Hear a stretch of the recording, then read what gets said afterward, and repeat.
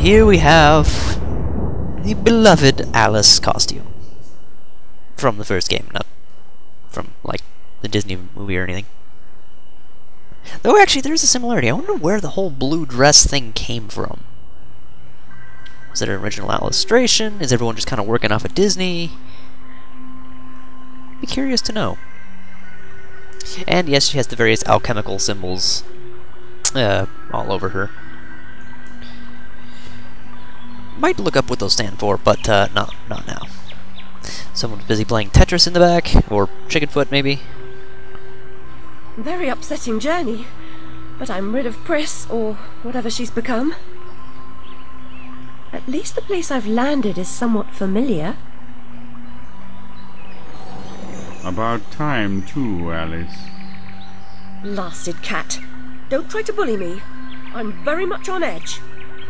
Perfect. When you're not on edge, you're taking up too much space. You're no help at all. But you know I can be. I'll frighten myself when necessary, thanks very much. I was hoping to escape from all that. Abandon that hope. A new law reigns in this Wonderland, Alice. It's very rough justice all round. We're at risk here. You be on your guard. Honestly, I'm a little disappointed in the Cheshire Cat. He sounded a lot cooler in the previous game, and actually gave pretty interesting advice. Like, he would have a really weird way of saying things, but it made sense when you applied it to the situation. From what I've seen of this guy, he just kind of spouts nonsense words that sometimes have something to do with where you are, but doesn't help you with anything, so a little bit annoyed in that regard. And that was, I thought, the mock turtle, but apparently it's a chicken with cow features or something. Who knows? Very pretty looking art style, though. Love the art style of this game. And the paper cutscenes are a weird way of taking things, which is probably, like, the correct way of going about it, because weird is what you do. With that frog, Alice, I swear, you jump so well. Random memory just to teach you to jump. Which actually, I never tried to jump in the real world. Damn it, I wish I had. I'll have to do that next time. See if you can actually jump this high. It'll be hilarious if you can. And another chicken bird? Or cowbird? Yes, and a lot of people's sticking point with this game, the multi-jumps, which make platforming pretty much ridiculously easy. The thing is, though, they tailor a lot of the jumping puzzles to the fact that you can multi-jump, so it's not like it's all that easy all the time.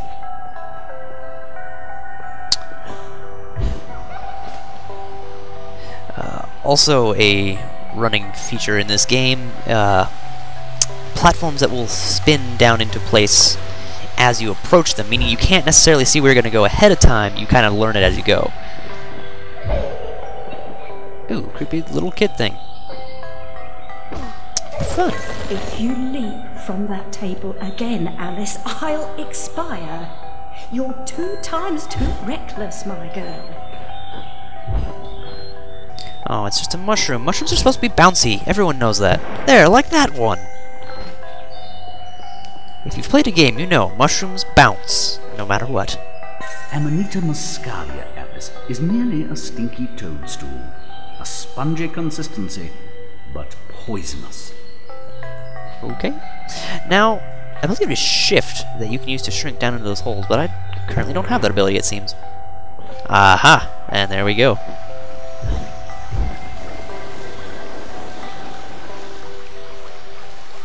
Drink me. Okay. Well. I've been down this road before. Good things in small packages? Though lacking a bathing costume, a plunge in that pool is in order.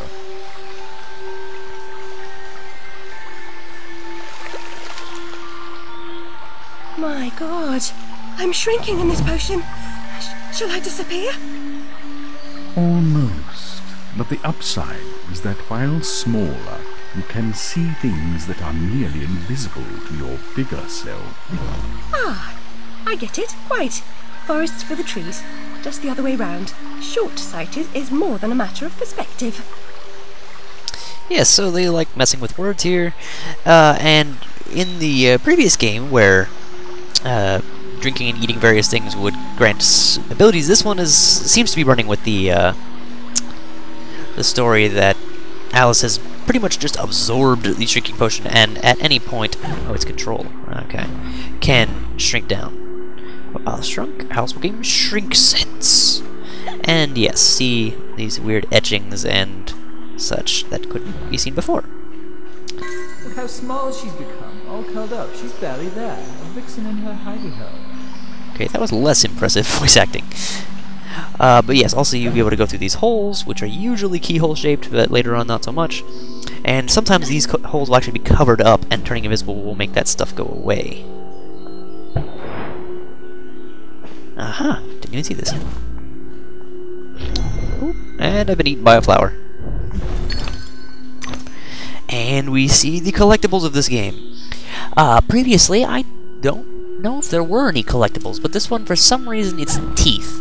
There would seem to be like a teeth motif in a lot of the ads. Like there was one where she was being talked to by the doctor and opened her mouth and blood and teeth came out.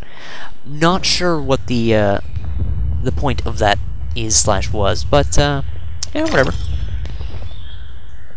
That is a cool looking snail with pupils. That just kind of made it creepy. All right. Oh, there's snails everywhere. That snail's a tree growing on it. And that snail over there is far away. Moving on.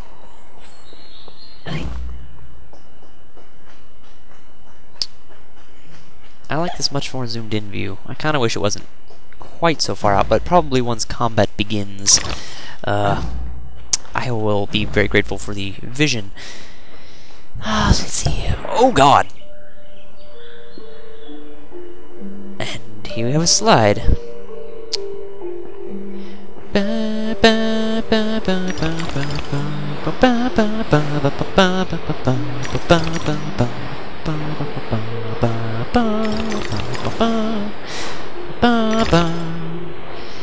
So yes, your typical slide around, don't fall off, don't hit things, collect items. I think, actually, yes, hitting things in this case, those are filled with teeth. So, hooray. And unlike most games where you have a slide like that, you can't actually jump, so you are kind of left to drop off of edges of slides like that and jump around afterwards. There are a few where you will actually be dumped off an edge and you have to jump quickly enough to get to the next space. Oh. And here we have the corpse of the Jabberwocky. Jabberwocky was a sort of half-machine, half-creature entity from the first game that was essentially the physical embodiment of the horrible things she would say about herself. So pretty much in the fight in the first game, it would just yell at her for being an idiot. Keen and always ready for service.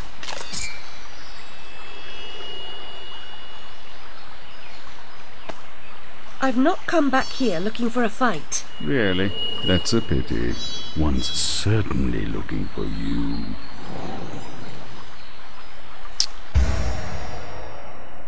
Goes Snicker Snack. It leaves them dead. As seen in previous poem. Yes, the Jabberwocky, one of the few bits of poetry that I do actually extremely like, mentions the Vorpal sword or Vorpal blade going 1, 2, 1, 2, and through, and etc. Not sure why they made it a kitchen knife in this game, but it's kind of been how the thing has gone, and yeah, it stabs things. Oh my god, we're the Dovahkiin! Okay, maybe not. But yes, we now have a weapon. If it's not out, left-clicking once will bring it out, and then left-clicking multiple times again will combo. Oh, I'm pissing off the snails. Flight or fight implies a permanent choice, but flight often just means putting off the fight to another day. Choose your battles wisely, Alice. Alright, and we have now been shown that roses are in fact health. C is still doing that.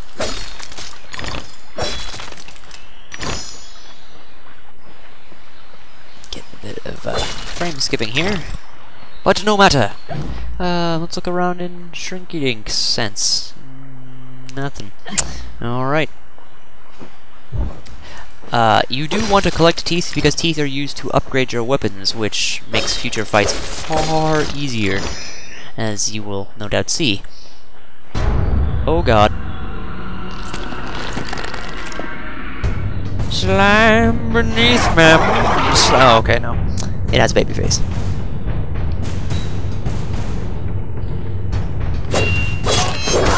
So, you seem to have a serious case of baby voice. So, these are the majority of the footmen in this game.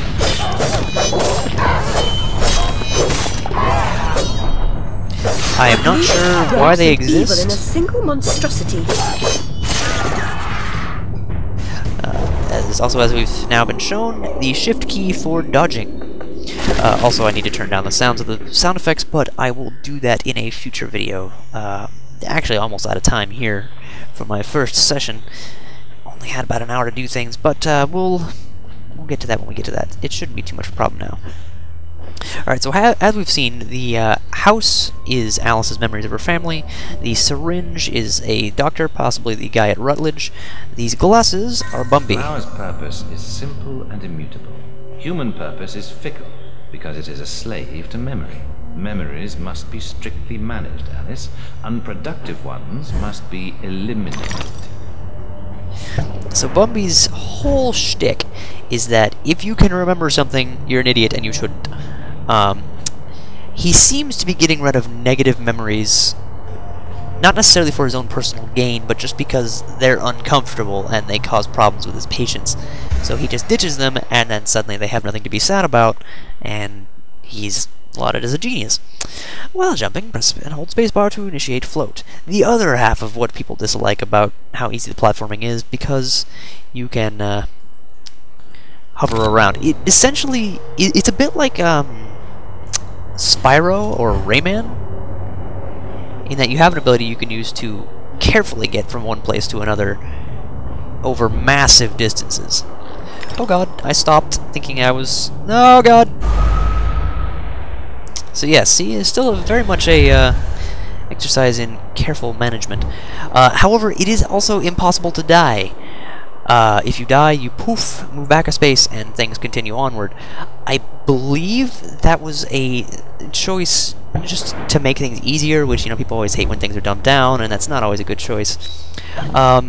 It does sort of make stylistic sense in that this is her mind. She could probably go mad from dying in her mind, but she's not necessarily going to die, meaning that she just has to keep trying over and over again, and the player gets frustrated, thus going mad. And that's a bottle. No clue what those do.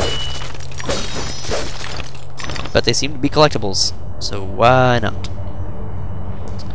Tooth! Let's grab. And now I gotta jump back.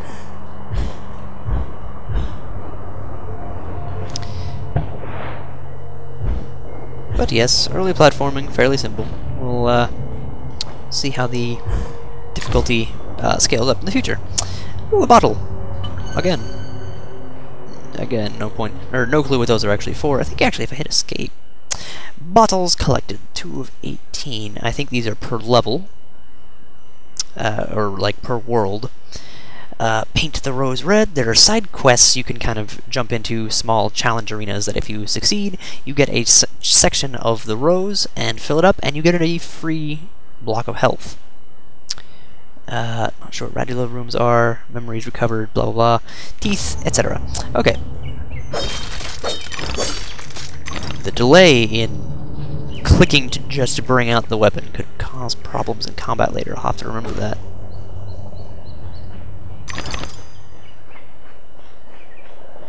And here we have the Duchess. Ah, it's you again, Alice. You may approach. Why would I do that? You want to eat me?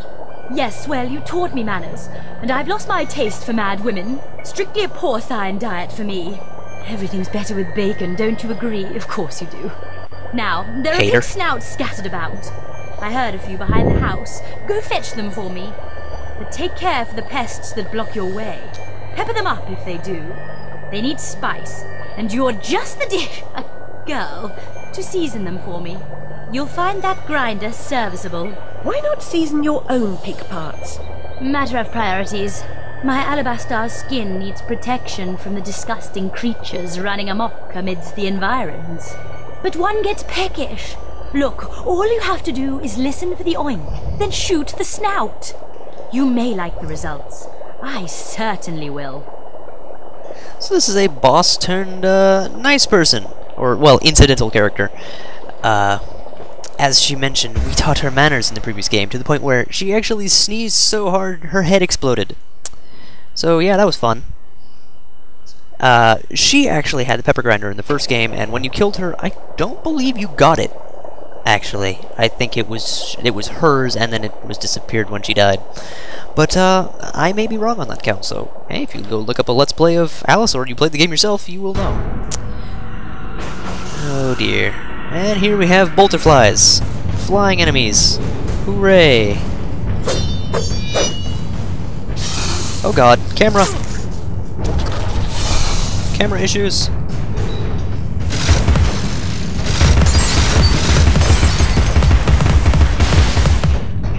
And as you can see, the pepper grinder can overheat, and the game can freeze up. So that's always fun.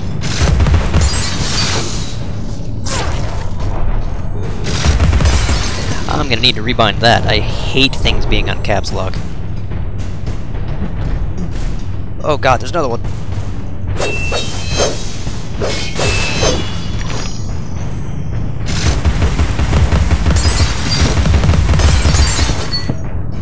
Ah, free aim, much better.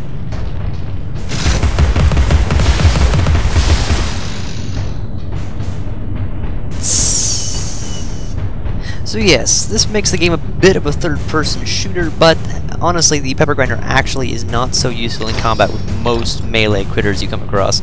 So it's not like the entire game becomes just a corridor shooter. Which was a serious worry of a lot of Alice fans early on.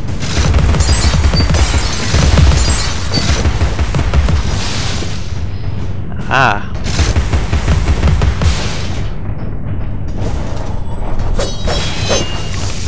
Ah, of course it got out.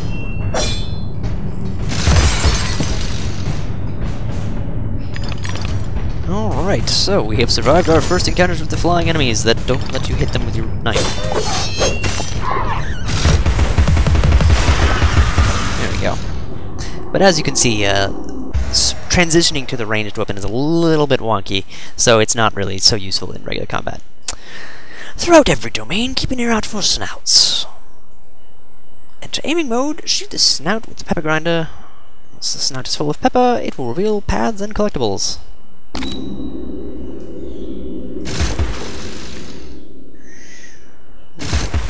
Okay, the free aim is also a little bit wonky, kind of pivots around in a strange way. And as you can see, the snouts all fly back to the Duchess to be eaten. For some reason, apparently they're suicidal, despite only being body parts. This game is strange, in case you hadn't noticed. Moving on. Let's see here. I'm stuck.